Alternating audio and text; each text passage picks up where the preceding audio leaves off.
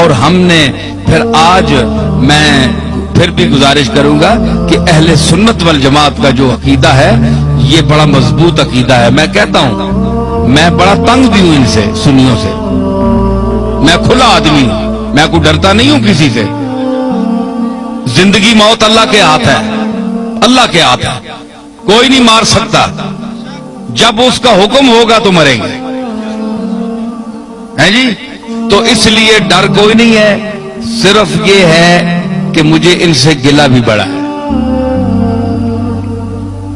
کہ یہ سمجھتے ہیں کہ ہمارے مسلک کی ترجمانی کی جائے تو ہماری ساری ان باتوں کو مان لیا جائے جن کا ہمارے پاس ثبوت نہیں ہے اور ہم نے اپنی طرف سے گھڑ کر اس کو دین میں شامل کر لیا ہے. ان کو بھی مانو تب سنی ہو, یہ میں نہیں مانتا. ٹھیک ہے, چاہے بریلوی حضرات تنگ ہو, چاہے کوئی بھی تنگ ہو. کئی لوگ کہتے ہیں جناب تم اپنا مذہب بتاؤ کہ تم بریلوی ہو, دیوبندی ہو, شیعہ ہو, اہل قرآن ہو, تبلیغی ہو, کیا بلا ہو.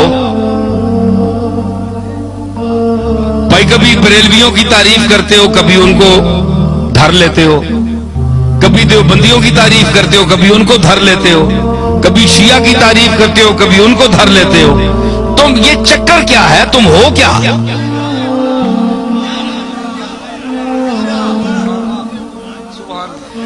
ہے جی, آج میں آپ کو بتاتا ہوں میں کیا ہوں. دیکھیں صاحب, یہ ان کا سوال بجا ہے کہ یہ سارے لوگ ان کی تعریف کرتے ہیں اور کبھی جو بہت خوش ہوئے ہوتے ہیں وہ دیوبندی بھی کہتے ہیں یار یہ تو ہمارا آدمی ہے, یہ دیوبندی ہے. وہ دوسرا خطاب سنتے ہیں وہ کہتے ہیں تب تن کے رکھ چھوڑیا تھا. بریلوی کہتے ہیں جناب یہ ہمارا ہے, تو دوسرا خطاب سنتے ہیں اس میں کوئی ان کی بات ہوتی ہے, ان کو دھر لیتا ہوں, وہ کہتے ہیں یہ گیا, یہ تو کچھ بھی نہیں ہے, ہمارا تو نہیں ہے. شیعہ کہتے ہیں اہل بیت کی تعریف اس سے بڑھ کر کسی نے کی نہیں, کبھی ان کو بھی کوئی چٹکی لگا دی, وہ کہتے ہیں یار ہمیں بھی ہماری خبر بھی لے گیا. اہل قرآن, تبلیغی, اہل حدیث تعریف بھی کرتا ہوں, مذمت بھی کرتا ہوں. وہ کہتے ہیں یہ چیز کیا ہے, یہ ان کی معجون مرکب کیا ہے, حدود اربع ان کے کیا ہے. تو میں گزارش کروں, بات یہ ہے کہ میرا کوئی ذاتی مذہب نہیں ہے, نہ آپ کا کوئی ذاتی مذہب ہونا چاہیے. ہمارا مذہب, ہمارا عقیدہ, ہمارا مذہب, ہمارا مسلک, ہمارا نظریہ, ہمارا اندیہ وہ ہونا چاہیے جو اللہ کی آخری کتاب قرآن مجید میں آیا ہے, یا جناب محمد الرسول اللہ سے جو عقیدہ, جو طریقہ ثابت ہے وہ آپ کا اور میرا عقیدہ ہونا چاہیے. ٹھیک ہے نا, یہ مسلمان کی تعریف ہے.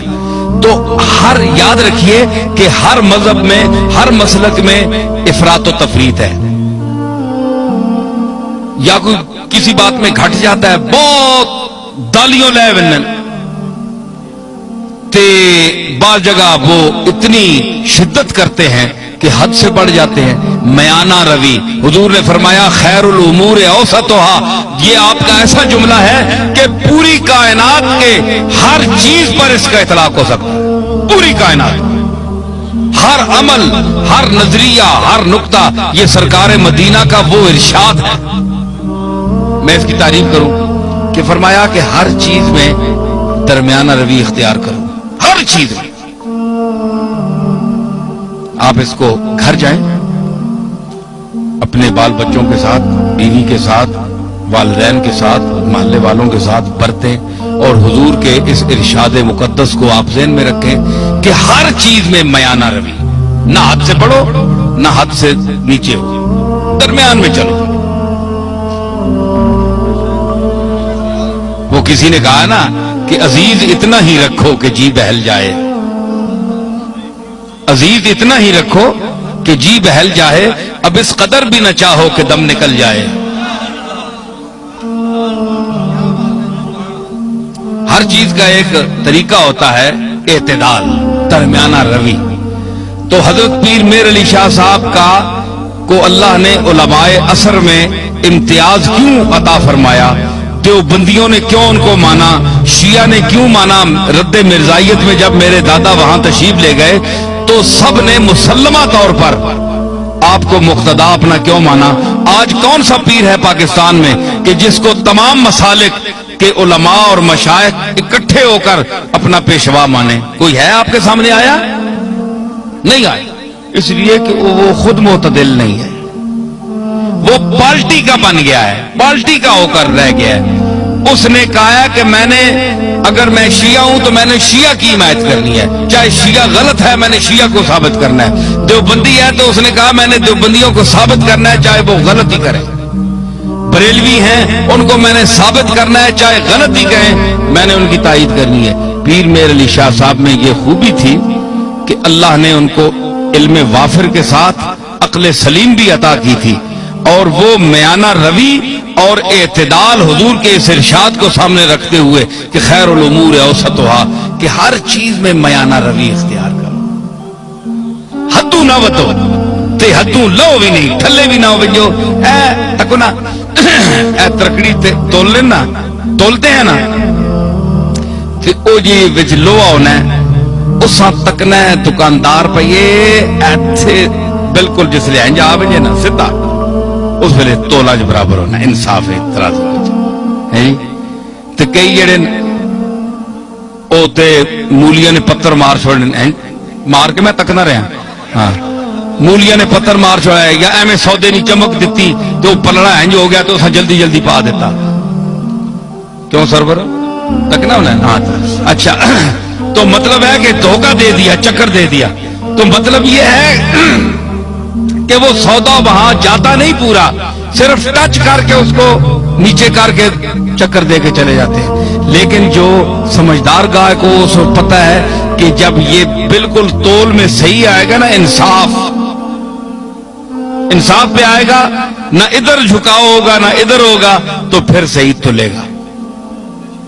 اس کو کہتے ہیں اعتدال، درمیان میں، نہ ادھر نہ ادھر۔ تو آپ بتائیں کہ سودا وہ صحیح تلتا ہے نا جو اعتدال پر ہو، جسے اس کے آنے جی ترکڑی نہ ہو، کنڈا صحیح تول سے درمیان کھلوتا ہو، اور صحیح سودا تلنا ہے۔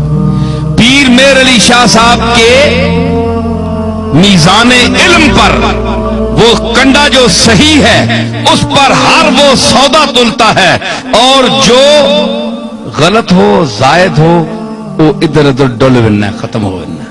لوگ آ رہے جناب پیر صاحب عجیب آدمی ہے، کسی کو انہوں نے کافر نہیں کہا، کسی کو مشرک نہیں کہا، کسی کے خلاف فتویٰ نہیں دیا، سب کو کہتے ہیں مسلمان ہیں، لیکن یہ ذرا ٹھیک کر لو، یہ ٹھیک کر لو، یہ غلط ہو تم، یہ غلط ہو، یہ ذرا ٹھیک ٹھاک کر لو، باقی تم ٹھیک ہو۔ پیر میرے شاہ صاحب یہی کہتے ہیں نا۔ تو ہمارے یہ آج کے بعض بریلوی حضرات یہ کہتے ہیں جناب کہ انہوں نے اتنا علم ہونے کے باوجود انہوں نے کیوں کسی کو کافر نہیں کہا؟ دیوبندیوں کو کافر کیوں نہیں کہا پیر میر علی شاہ نے؟ اتنا بڑا عالم ہے، اور دوسرے لوگوں کو کیوں نہیں کہا؟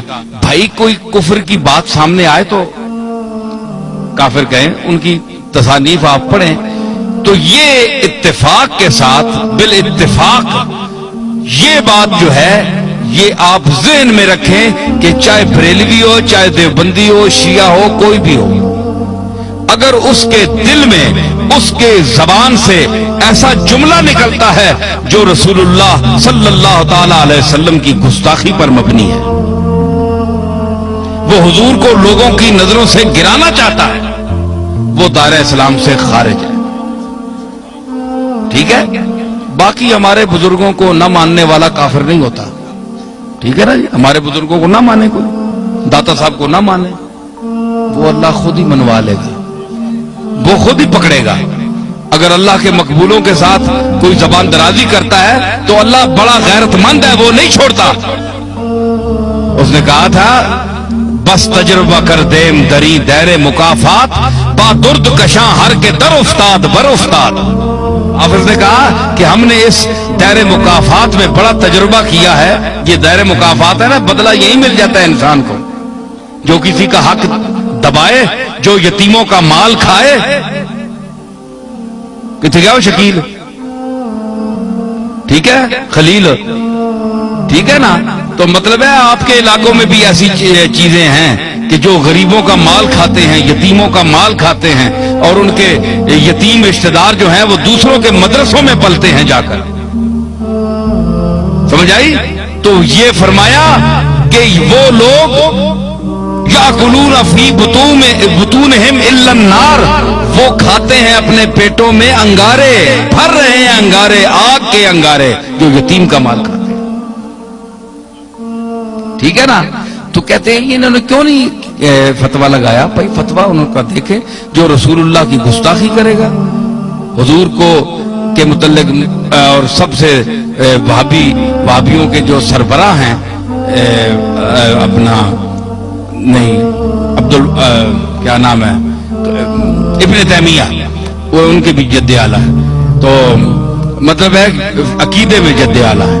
تو ابن تیمیہ جیسا آدمی، اس نے لکھا کہ ایک ہے کپڑے کا میلا ہونا، ایک ہے حکارت سے کوئی گئی سٹ ہے ایویں ترقی میلا ہے، ذہن میں اس کو حقیر کہے، ذہن میں یہ عقیدہ رکھے کہ میں اس کی حکارت کر رہا ہوں. ایک یہ ہے کہ حضور علیہ الصلوۃ والسلام کی کملی جو ہے، آپ کا جبہ یا ہر وہ کپڑا جو آپ کے جسم اقدس سے مس ہوا، لگ گیا، ایک بار لگا یا کئی بار لگا، تو اس کو وہ شرف حاصل ہے کہ دنیا میں کسی چیز کو وہ شرف حاصل نہیں.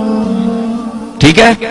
تو اگر وہ میلا بھی ہو سکتا ہے نا، گرد و غبار تو پڑتی ہے، وقت کا گزرنا اس کو گل جاتا ہے، پرانا ہو جاتا ہے. تو اگر کوئی شخص، یہ ابن تیمیہ لکھ رہے ہیں، تو کہتا ہے کہ اگر کوئی شخص میلا سمجھ کر کہے یار یہ تو بہت میلا ہو گیا، پرانا ہے، غالباً آپ کا استعمال شدہ ہے، وقت بھی گزر گیا، چلو یہ تو ٹھیک ہوگی.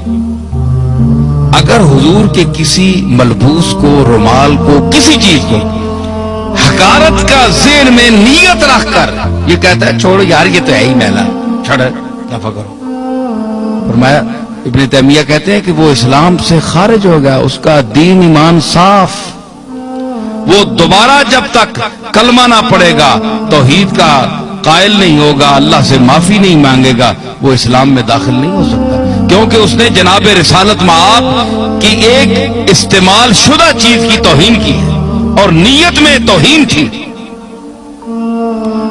تو حضرت پیر میر علی شاہ رحمت اللہ علیہ، یہ کبھی آپ نے ایسا نہیں کیا کہ جو بھی ہو، چاہے وہابی ہو چاہے کوئی بھی ہو، ایک شخص جو گستاخی رسول کر رہا ہے تو آپ اس کو مسلمان سمجھیں گے، یہ بات بھی نہیں ہے.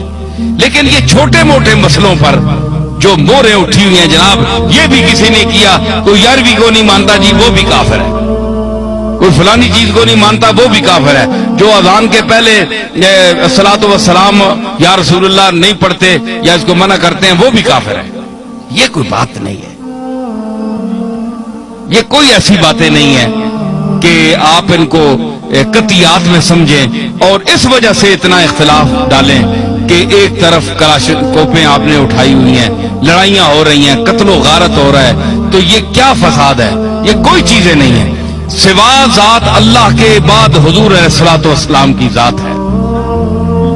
اس کا احترام آپ پر بھی فرض ہے، ہمارا بھی فرض ہے، لیکن حضور نے یہ بھی فرمایا کہ مجھ کو اتنا نہ اٹھاؤ، اتنی تعریف نہ کرو کہ مجھے اللہ کے جو ہیں اپنے عیسیٰ علیہ السلام اور عزیر کے ساتھ ملا لو، جس طرح انہوں نے اپنے عزیر اور عیسیٰ کو اللہ کا بیٹا کہہ دیا تھا، مجھے بھی تم اللہ کے ساتھ ملا دو کہ اللہ اور مجھ میں کوئی فرق ہی نہ رہے. یہ بھی منع ہے، یہ سرکار نے منع فرمایا، حضور کا حکم ہے، بندہ بندہ ہے، اللہ اللہ ہے. سمجھ آئی؟ یہ سرکار کی تعلیم ہے، تو یہ سرکار کی اپنی تعلیمات پر ہمیں چلنا چاہیے. اتنا بھی نہ آپ بڑھائیں کہ کل ہمیں قیامت کے دن حضور کے سامنے آپ حکم دیں کہ ان کو جوتے مارو. تو اس محبت کا کیا فائدہ؟ محبت تو وہ کرنی چاہیے جس سے رسول اللہ خوش ہوں، تو ظاہر رسول اللہ اسی پر خوش ہوں گے جو آپ کے طریقے پر چلے گا، آپ کے احکام اور آپ کی احادیث اور قرآن مجید کی آیات کی روشنی میں چلے گا.